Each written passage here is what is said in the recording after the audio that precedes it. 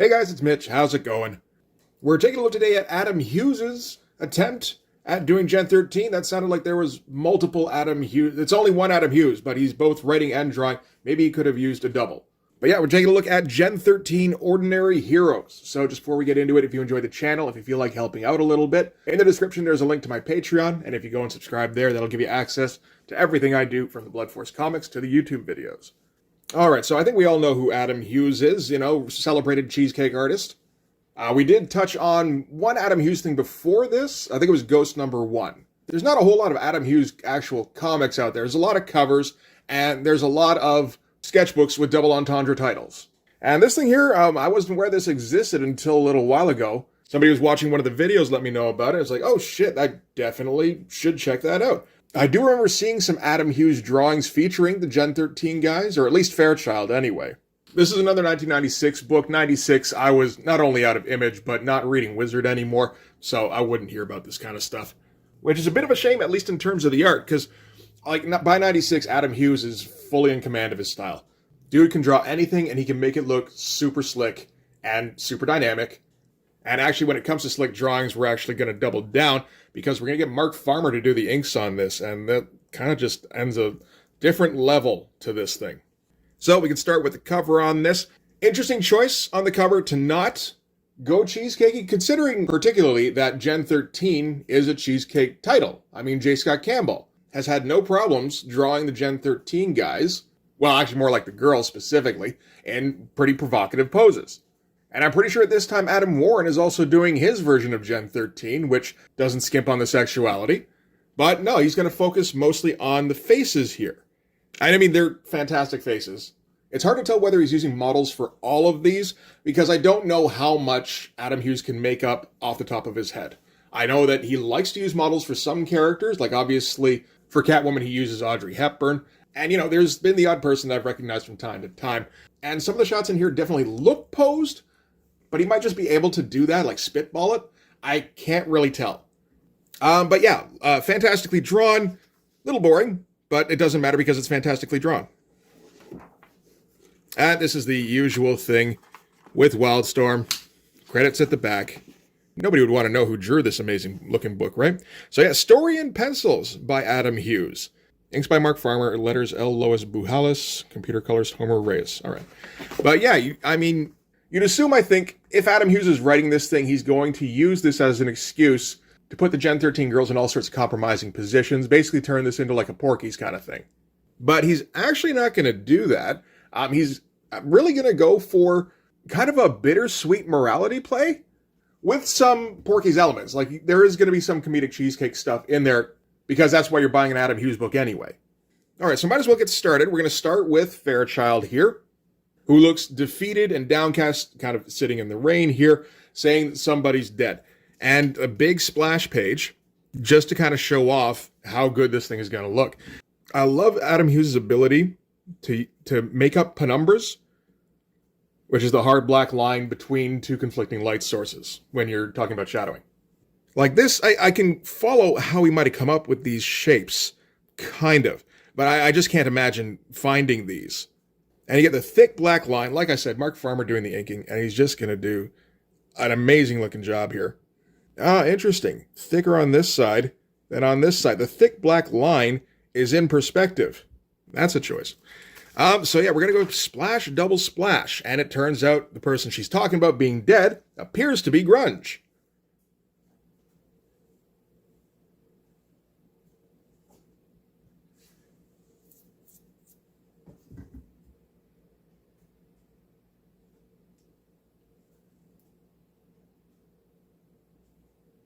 Very impressive splash. Being able to draw all these people so they look like they're in proportion. Being able to draw free fall here so she looks like she's lying on top of Grunge here.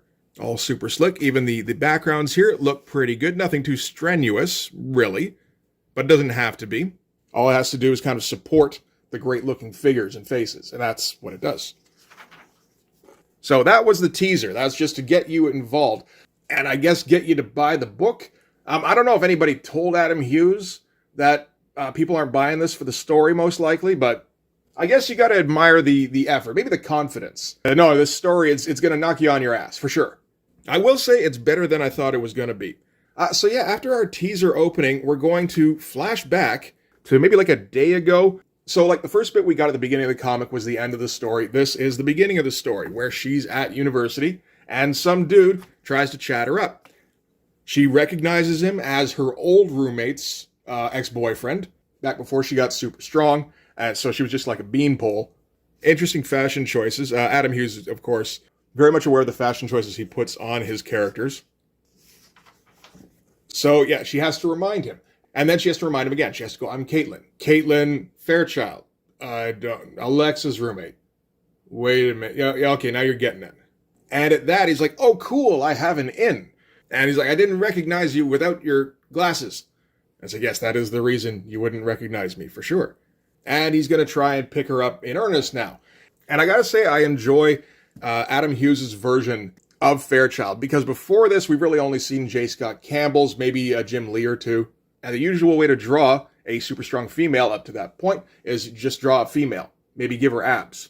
Adam Hughes, he's going to give her bigger shoulders. He's going to give her bigger arms. He's going to give her a thicker neck. But he's still managing to keep her looking feminine.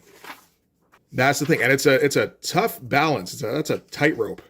I do like the framing device here as he realizes who she is. And he's just kind of like taking in her appearance all over again, where he's framed between her giant arm and her giant boob.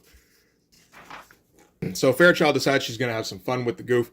Does the whole thing here, carrying my bags, and he can't do it. So, oh, that's okay. I can do it easily. But we do get some nice examples of Adam Hughes' expressions in the meantime. Just absolutely killer at expressions. Kind of in the Kevin McGuire, Terry Dodson kind of mold. Which isn't to say he's copying those guys. They've just all got similarities. And everything works. He tends to pick great angles. He draws compositions well and manages to do them so that they leave room for word balloons. I mean, it probably helps that he's the one filling the word balloons in this case. Still pretty impressive. And he draws hair fantastic. I assume this is just, he enjoys drawing hair, which I don't get. And at that, it looks like her ride shows up. This is some kind of Quinjet looking thing that Lynch is piloting. And she's a little weirded out because, for him to be this overt about anything is out of the ordinary. But he gives her one last thing to kind of rub in the guy's face here. And I believe we get a Jim Lee appearance here. But yeah, fun stuff opening. It's just kind of fluff, really. But you got to set the stage for who Caitlin is, I suppose. Which is just that she's a fairly ordinary student who's been thrust into extraordinary circumstances. All right, so they bring her on board, and nobody knows what exactly the deal is. And Lynch won't tell them. And if anybody tries to ask him, he bites their head off. We've got our Lynch here, very obviously, Clint Eastwood. I think that's a pretty good choice. And I gotta admire the way he's doing the inside of this cockpit thing. That's some pretty great looking tech. It's not, if you look closely, it's not super intricate, but it is very full. Well, this stuff looks kind of intricate. The stuff right up in the forefront here. But medium background, all that kind of stuff, yeah, not so much. Not too much story going on here other than Rainmaker's a little freaked out about how freaked out Lynch is. They never see him looking upset. He's usually pretty unflappable. And while she's telling Caitlin this, Caitlin has to get undressed because naturally, this is an Adam Hughes book. And Adam Hughes has drawn Caitlin getting undressed many times before, I'm sure. Now he gets to do it in a comic. And yet we get our shot of Caitlin in her skivvies, and the muscle mommy kink was born for many comic readers. And I don't know where this is in the continuity, but Rainmaker, this is after, I believe, Rainmaker has been outed as at least liking women, but before Fairchild knows. So, okay. I got to assume there's a very specific placement between the issues for that. And again, great looking backgrounds. I bet nobody ever noticed the backgrounds in here before, but I appreciate Adam Hughes putting in the effort. And then we got to do a flashback about... It feels like we're getting multiple flashbacks, but this one is about how they got onto the ship. Essentially, Rainmaker found the cleaning lady, who I believe is a robot, spying on Lynch. Lynch got a phone call, and he ran to pick it up, and he was shocked when he heard the news that was coming over the phone call. That's a shocked face. I believe that works as a shocked face, I guess. This is the problem with using Clint Eastwood as your model. You're not going to get the most expressive faces.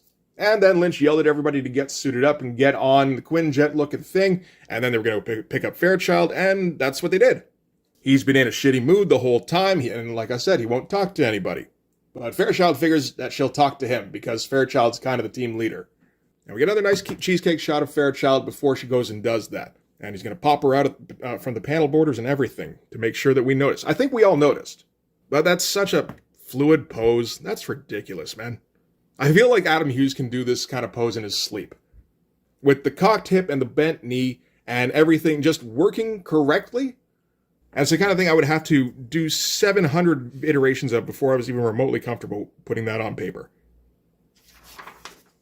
So, yeah, she goes up to the cockpit. Grunge is busy doing armpit farts. And we don't hear much of the conversation other than Lynch screaming at Fairchild to get the fuck out. Not a whole lot going on here, but it's all still really stylish. Like the amount of black that he's using, he goes heavy on the blacks here, which is an interesting choice considering they're in theoretically like a well-lit interior cockpit, but he's just going to do it anyway with the double lighting. Because that's his look, is everything double lit. It's like Stephen Platt, only more Art Deco, I guess. Great looking expressions here. And Fairchild comes out and she sulks a little bit because she got yelled at. And Adam Hughes is going to make sure that we all notice that her ass is sulking too. And then we get a cut to Adam Hughes makes like a Heart of Darkness reference, and I think that's just what this panel is from Heart of Darkness. Because it's not anything to do with this comic. Unless that's them shooting overhead. Maybe that's what that is. It's a nice looking panel. It's just, I don't know that had anything to do with anything. Oh, here we go.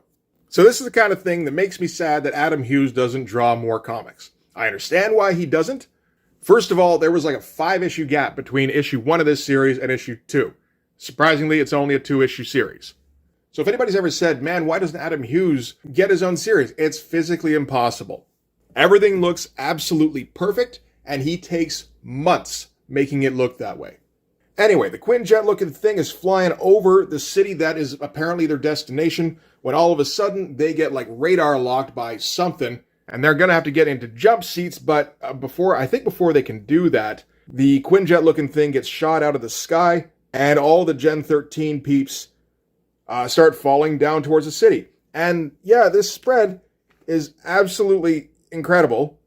I like the variation of the figures. Like, he picked good poses and good depths to make them differentiate enough from each other and still keep them very loose and make it looking natural. The hair looks friggin' fantastic. Look at that. It's all in the wind. Get little pieces of the ship falling all around them here. And these buildings look great. Again, they're not super detailed, and that's really actually kind of important because there's all sorts of detail in front of them. If you have to kind of keep them just very thin lines to make sure that they're not overpowering the image and just kind of making it a blur. And heavy duty contrast too between like these two panels here where everything is heavily shadowed. Same with the shot here of Fairchild, I guess getting shot out of the Quinjet looking thing. And then this one, which is all pretty much clean line stuff with no shadow. Fucking gorgeous though. So, alright, so Fairchild's thinking how Burnout will be okay in the crash because he can fly, he has Human Torch powers. Freefall can stop Rainmaker and Grunge from getting hurt. She's got whatever her powers are, I don't know. But Fairchild's not too sure about herself, whether she can survive that kind of fall from that altitude. Luckily, she bounces off a couple of buildings here, because Adam Hughes likes a slapstick. And Fairchild manages to get herself up from the rubble, just in time to get stomped by... These are the Black Razor things that showed up in Wildcats before, I think, where they're like two-man mechs. And it looks very slick. Like, this is straight out of some kind of manga, I'm sure. But Adam Hughes manages to make it look like it fits in this world, too. Probably helps that it's going on a bit in the Adam Warren version. So they think they've stomped her flat, but naturally that was not the case. Fairchild stands up with them on her back, lifts them straight up, and tosses them down. Always interesting to see how he does all these shadows inside the suit, because he's going to do it with more intensity than on if it's like bare skin. There's definitely some of that heavy penumbra stuff, but there's always more in the suits. And yeah, I was not really aware that Adam Hughes could do tech to this kind of degree, where he can do the manga stuff. He's doing like some Jeff Darrow looking stuff a little bit. Not obviously to that level of detail, but kind of similar. Anyway, we're getting this all from the Black Razor team's narration. which kind of makes her seem like a scary monster, which is fun stuff. And they're requesting from home base permission to use the atomic vector cannons, which we don't know what that is yet. But they get shot down. This is not what those cannons are for, apparently. So instead, they're going to have to make do with whatever other weapons they've got, which is still pretty heavy duty. Like, look at this angle here that he picks for just gunning down Fairchild. Like, it's a little steep, and I don't know, it's a perfect angle. And he angled the panel as well. Oh, wow, it's Dutch the other way inside the panel. That's crazy. That feels like it adds extra dynamism. And I've noticed this particular, like, kind of page layout that Adam Hughes has done a couple of times. I'm not sure if it's happened before in this issue, but in the next one. So he likes this particular treatment. Yeah, he's doing it here too, where it's like the panel got jarred loose. All right, so they break out the big guns against Fairchild, and they think maybe they finally gotten her this time as she gets stuck in the crater here. They get a little bit close to try and confirm. Naturally, she hasn't been injured. And she's just going to start wailing on the thing, just tearing pieces off of it. Great looking stuff. We can see the shapes that Adam Hughes is using for all this crazy tech. Manages to get to one of the pilots, the other one's unconscious, and just tries to get him to talk. And he's not even really concerned with her. He's like, we gotta move, or it's gonna find us. She's like, what'll find us? And take a look behind us. We don't get a very good look, but this is the creature, apparently. And again, like just a flat-out poster to end on. We got a few posters in this comic. Really thick, smooth lines for outlines. And he also goes super fine on some of the cross-hatching in here. I've heard a lot about Mark Farmer before this, and I don't think I've actually seen very much of his work. But it's very impressive stuff. He seems perfectly suited to working with Adam Hughes, twice a year. So let's do issue 2 as well, because there wasn't a whole lot of story in there. This is the thing. There's plenty to look at in an Adam Hughes book. There's nothing really to critique in terms of, finding stuff he did wrong, because he doesn't do that. And the story tends to be reasonably well executed, like better executed than I would have expected, but a little bit thin. All right, so let's start with issue 2. So I think that's a much more interesting cover anyway. I don't think anybody would really disagree with that. This is the one they used for the ads for this little mini-series. So it looks like it's going to be Fairchild versus Tetsuo, and not at all versus a giant dick. I gotta say, I saw it a little bit when I first went through this, and it's like, ads kind of there, but not really. Like, come on, man. You're searching if you come to that conclusion. Until I tried to come up with a thumbnail for this, like, oh, there's no way to make this not look like she's on a giant dick. Oh well, that'll help the views, I guess. And we get Fairchild all twisted up here, and managing to show both the ass and the boobs. Always, hey, you gotta call out that accomplishment when it happens. All right, so we're starting out with another splash, as Fairchild grabs the pilot and just starts running. She says this isn't some sort of act of altruism. She forgot she was hanging on to him when she started running. Hell of an angle depict here. This is super canted. And this like half blob, half tech thing, it's starting to rip apart the black razor here behind them. But it's interesting because this could have been a very static shot to start things off with if he hadn't tilted the angle. Like what would have been the real angle? Like this? Not really dynamic at all anymore, is it? In fact, it looks kind of stiff and posed. But you go like this and all of a sudden, she's leaning into it. It stopped feeling like she's frozen in time and space. It's amazingly well done. Oh, we didn't get a double splash. Aw. There may be the odd sign here and there that Adam Hughes is trying to go a little bit faster on this in some places. I'm not going to say throughout the entire thing. I don't think that's the case. I think every once in a while he tries to speed things up because it's been 5 fucking months. All right, Fairchild's running away. Apparently she can't quite run fast enough because the goop monster manages to snag the pilot's foot, the one she's carrying, and grabs it away from her and just blobs him. Completely breaks him down and absorbs him. Fairchild goes running. She's just terrified. She can feel the blob thing come in contact with her, and she screams in terror. And then all of a sudden, she's floating, a few dozen stories above that because Freefall found her, probably because of the scream, and was able to bring her up. But I guess she got some motion sickness because then she had to hurl. I think this is trying to make Fairchild a bit more fragile, because up until now she's obviously been literally pretty much invulnerable. But she's not invulnerable emotionally, and also not digestively, apparently. And I think Adam Hughes is thinking about those things. At least the emotion side of things. I don't know if you about the digestive thing, but yeah, there's going to be a lot of this in this comic. There's a whole lot of talking, a lot of narration. Same, on the front page here. Not really saying a whole lot, but doing a decent job of describing what's going on and why we need to have somebody tell us what's going on. All right, wow, that's a lot of dialogue. I will say it's lucky that this dialogue is kind of fun to read. It's not fantastic, exactly, but it's reasonably good. We've already seen what it looks like when Brandon Choi or Eric Sylvester, Eric Stevenson does this kind of thing. And it's not quite like that. It is a wall of text, but it's a somewhat enjoyable wall of text. And yeah, we're just kind of dragging everything out here, really. This is one thing that I don't know if Adam Hughes is particularly good at, is pacing. Because we're going up till here talking about Fairchild puking and everybody reacting to it. And trying to make jokes about it, and maybe the most awkward drawing in this particular issue. Anyway, we're going to get back to the plot here eventually, as Freefall tells them that they've found one of the pilots. This is the pilot that was leading the Black Razors, actually. This is Rebecca Hawkins, who I think is some kind of recurring character, maybe? I wonder if she was in one of the James Robinson Wildcats issues we did then. Might have been. And Fairchild's going to get all up in her face because she can do that. She's not in her big robot tuxedo no more. And she's just, why did you guys attack us? We didn't know who you were. You came in too fast. We were already in the city because we were looking for the blob thing. And we assumed we were under some kind of attack. Fairchild's like, why should I believe you? And it's like, why would I lie? Because you're I.O. That's what I.O. does. But yeah, all this talking for all that. It works fine. It's just like, I don't know that we needed all that. Is that Scott Stapp? Is that the Krieg guy? Is that who he picked for Grunge? I think that's who he picked for Grunge. How did I know his name was Scott Stapp? Jesus. You know what? That's probably how Jesus told me. Okay, so now we're talking about how I.O. is untrustworthy. And Rebecca, what's her name, is like, but you got an I.O. guy leading you with Lynch.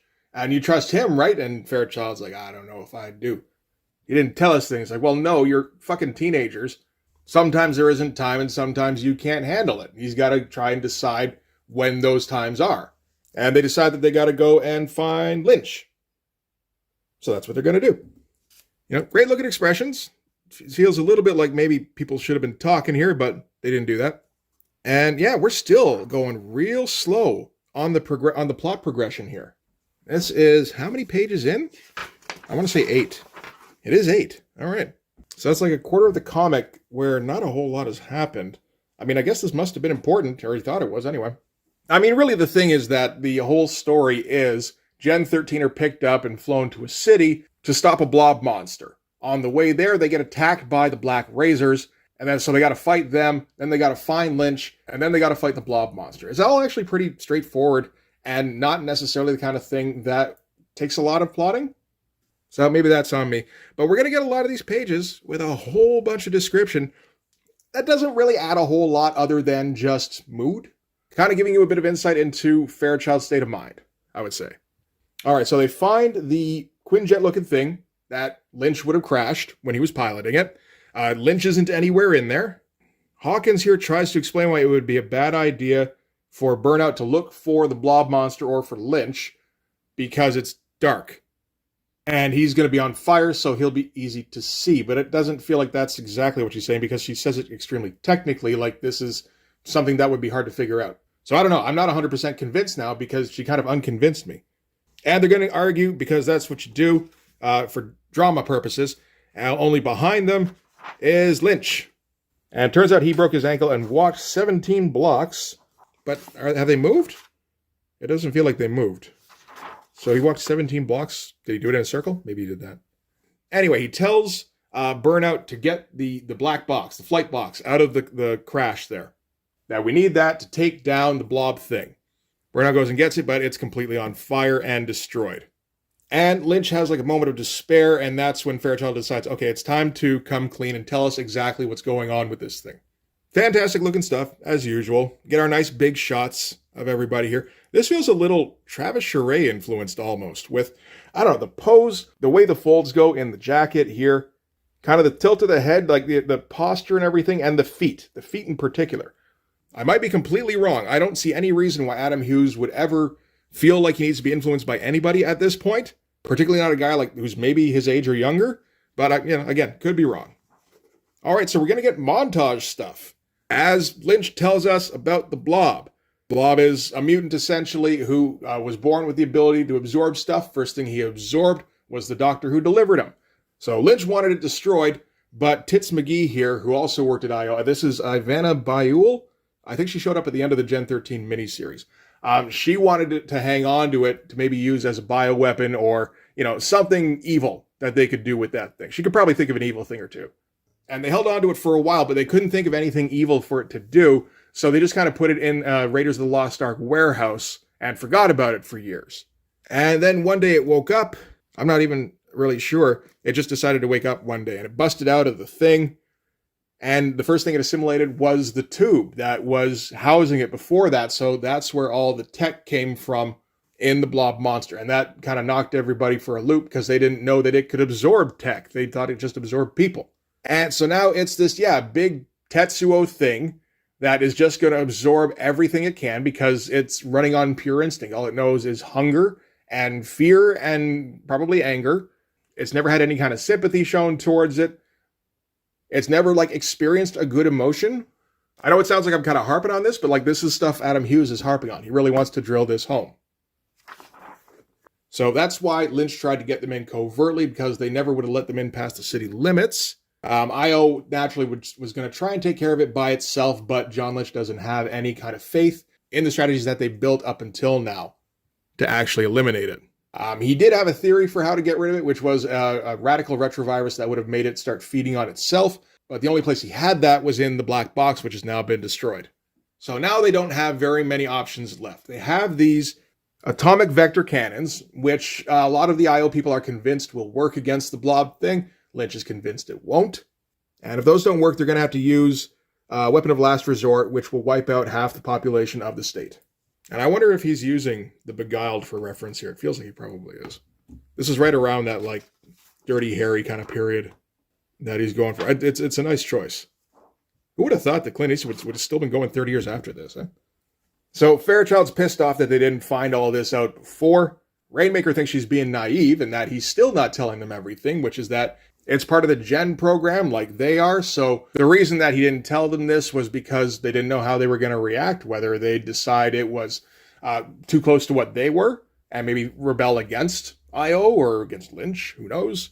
Which feels like it's a big dramatic moment. And then it's like, well, I don't know. I don't know that it is really. Burnout doesn't have any kind of problems with this because Burnout's a moron. He's like, it's killed a bunch of people, so now we got to kill it. Look at the lighting here, eh? That's freaking wild. Oh, Body Bags by Jason Pearson. I'm wonder if that's something I should check out. I kind of feel like it is. Rainmaker's going to yell at Burnout here now because, like I said, being a moron. And yeah, she explains its perspective, which is that it's only ever experienced negative emotions and it's running on pure instinct, yada, yada, yada. And then she yells at him for being xenophobic and says he's ignorant and stupid. And Burnout cries. Because these are all teenagers and they don't like being yelled at. And I don't know if Adam Hughes is picking the same model for Rainmaker from the front that he does from the profile. That seems a little different. Anyway, Fairchild decides, okay, we're going to go and save the blob thing. Lynch tries to tell him not to do that, and Fairchild says, what are you going to do? You can't stop us. I do like this particular treatment when you're doing like a profile where you just do the collar and the head. That looks pretty great. And yeah, a whole bunch of description here. We get down here before it has anything to do with plot, where Hawkins really wanted to tell them stuff, but she couldn't tell them stuff because, they're not IO people. And then Lynch told her, hey, it's okay, you can tell them stuff. So the deal now is that they're going to try and lure the blob thing out with the amniotic fluid that he was being held in before. Apparently, after all this time, he would have become addicted to it. So that's the Black Razor's plan to get it back. And then they're going to try and use the atomic vector cannons. And yeah, Gen 13 are going to go beat up the Black Razor guys, I guess. Don't think I ever heard of this one. Looks an awful lot like Cybernary. Maybe this is Scott Clark's version of Cybernary that isn't Cybernary. It does exist, apparently. All right, big double-page spread. That is mostly fantastic, except for Fairchild. Fairchild is good, but it doesn't have the same... It doesn't feel like it has the same care as the rest of these things. Like everything else in the panel, really. I mean, that's fine. We've gotten plenty of shots of Fairchild up until now. And yeah, this is all Gen 13 Fight the Black Razors. We're going to get it all boiled down to like a flashback, essentially, where after the fact, Fairchild, doesn't remember much in the way of details. Rainmaker figures they were probably fighting for about an hour, and it's like, shit, that would have made like a whole comic's worth, probably. I guess that's not the point of anything, though. The point is emotions. Yeah, most of this is pretty great. All right, so at that point, the blob thing shows up, and it's actually assimilated one of the atomic vector cannons. So now it's going to shoot them with that. And they're trying to figure out a way to get through the blob. The thing is, it doesn't know a language. It's still essentially an infant. And then Grunge gets a weird look on his face. That is a weird look. I guess Adam Hughes decided this weird look needed to be in this comic. It is a weird look a face might make, but still. And he gets closer, and he leaps into the blob. Freefall does a big old no, and then there's a big flash of light. Great looking face here, naturally. All the faces are great. Except for, the odd one. This is kind of on the level of that Fairchild shot from the page previous. But yeah, everything else, absolutely fantastic. Again, there's that thing with the jarring the panel loose, and that's what tilts the angle on it. That's kind of brilliant. Because yeah, you look at the rest of these panels, there's the risk of them becoming a little boring. Just all this stuff. This is all kind of standard looking in terms of like angles. They're well executed, but it's not exactly gripping you with these panels the way they are. Then you throw this in here and it just throws a wrench into everything and just ratchets the intensity right up. Same with this shot here, with her busting out of the panel border, busting into this one as well. It's just interesting the choices you can make to make a page look more dynamic. All right, so in the wake of the explosion, it was an explosion, all the Gen 13 people run to the source of the explosion. And if we recall at the beginning of the last issue, this is supposed to be the moment where Grunge dies. Right? Man, that's such a slick slash. So no, obviously that was a bait and switch. Grunge jumped into the blob because he figured that when the blob absorbs people, he also absorbs their memories or their minds. And he figured that it had only ever experienced negative emotions. So he jumped in thinking really happy thoughts. Legit, that was his plan. And that's what worked, apparently, because the blob all of a sudden had happy thoughts and it felt bad for hurting all sorts of people. So it killed itself. And that's what Fairchild is all sad about at the end of the issue here. And I mean, I suppose with good reason. It's a little Borg baby that died. That sucks. Yeah, we're not going quite as hard with any of the compositions here, really. I think at this point, Adam Hughes is just about out of steam. But that's okay, because he gave us 2 incredible-looking issues up until this point. Same with this stuff here. This is all stuff Adam Hughes can do in his sleep. It still looks really great, don't get me wrong. Everything looks super slick. Everything looks like it's in proportion. Everything looks kind of cinematic, really. But it's not trying as hard to wow you as it was at the beginning of this particular project. And yeah, we're just getting a eulogy from Fairchild to the blob thing. And she leaves him or Teddy, which was part of a joke at the beginning of the series. Oh, and then we finally get the title drop, because she's sorry she couldn't save the blob thing. They're not superheroes, they're just ordinary heroes. So they fuck up sometimes. Oh, I guess, wow, was there a Backlash Spider-Man crossover? Oh, it's the first Marvel Wildstorm crossover. That does seem momentous. Bye, Brett Booth. Oh, the Evangeline Series 2 trading cards. I guess Series 1 was marginally successful. Okay. All right, so that is Gen 13 Ordinary Heroes. It looks absolutely spectacular, as you would expect. There's some great cheesecake shots of Fairchild, as you would expect. Not so much the other two, which is a little surprising, but that's okay. All of the action stuff looks fantastic, which, you're not always 100% sure if Adam Hughes does that kind of thing. I mean, he usually just kind of draws the ladies. But yeah, I think this is the first Adam Hughes thing I've looked at where it didn't feel like he was still learning anymore. Like he's gotten to the point where he's kind of fully realized. And I didn't realize just how versatile he is. And it's kind of extremely versatile. It seems like he can draw anything. So yeah, a little sad that we don't have more Adam Hughes comics. How many Adam Hughes comics are there? Well, there's definitely a few, but almost all of them really are before this. I think the longest thing he's got to run on is Justice League, and that's in like 89 to 91, when he's very definitely still learning, because I remember seeing his stuff in the back of the Savage Dragon, and he was still learning then. That would have been 92, 93. Definitely interesting, but obviously not at this level. I don't think there's much of anything after this particular, like the odd thing here and there. I know there's the X-Men Wildcats crossover and maybe a couple of things for DC. It feels like maybe a half dozen issues at most. I'm talking about, completed comics for where you get the full 22 pages or whatever he felt like drawing. Plenty of things where he did a cover or he did 2 pages of a flashback or something like that. Which, yeah, shame, but hey, this thing exists and it looks pretty fucking awesome, so that's pretty good. So I'd like to say we're going to do more Adam Hughes, but it's actually kind of rare. Unless I want to do the Adam Hughes that isn't as good. And no, I'm okay. So we'll have to find somebody else to do Cheesecake Guard. I don't know if that's possible. Is anybody else willing to step up to the plate for that? Seems unlikely. I guess we'll have to find out in future. For this one anyway, that's going to do it. Thanks very much for watching. If you like this video, please hit like, hit subscribe, hit the notification so you know when the next one's coming out. In the description, there's a link to my Patreon. If you subscribe there, that'll give you access to everything I do from the Blood Force comics to these YouTube videos before they get uploaded to YouTube. You can also follow me on Instagram and DM me there for commissions. Commissions are open. So yeah, that's going to do it. Thanks again for watching, guys. I will see you in the next one. Bye-bye.